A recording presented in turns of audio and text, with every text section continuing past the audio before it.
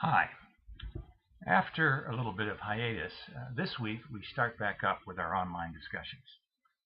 And this week we talk about doing strategic planning in a time of uncertainty. As Peter Vail talked about in the article An Ordinary Day on the River, we live in an era of constant and often unpredictable change, much like riding the waves in whitewater rafting. In whitewater rafting, you can get through the unforeseen dangers and barriers, but it takes a vision of where you're headed as well as agility to adapt to things as they appear.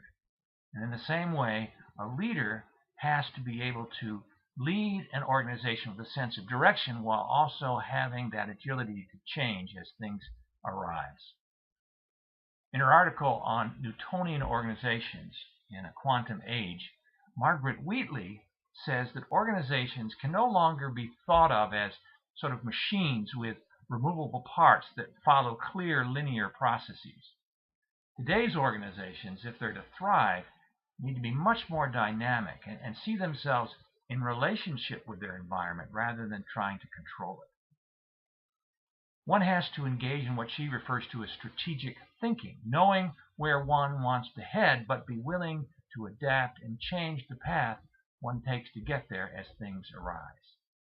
Robert Quinn, in the book Deep Change, refers to this process as building the bridge as you walk on it. It's with these things in mind that I'm asking you to do some strategic thinking about an established agency in a changing urban environment and how it can adapt to the needs and the challenges of a shifting demographic.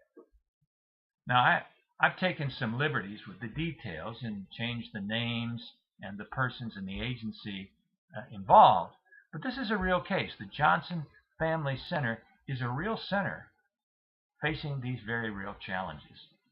And while the case itself pertains to a social service center, it could just as easily be about a church, a school, a community development center, an after-school program, a sports program, or 1,000 other types of groups and programs that operate in our changing urban communities. Now, we don't have sufficient time or information to develop a full-scale strategic plan. So what I'm asking you to do is to think through a process of how you would approach strategic planning. Strategic planning, like the organizations they're supposed to serve, has to respond to the internal and external stakeholders and variables in their circle of influence and then adapt along the way.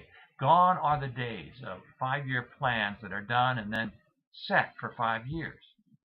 Now, one may develop a 5 or a 10 or even a 15-year plan. But every year at least, that plan is evaluated and adapted as circumstances change. So I hope this exercise is meaningful and helpful to you as you think strategically together about how the Johnson Family Center can plan for change and continue to serve its community even as that community continues to change.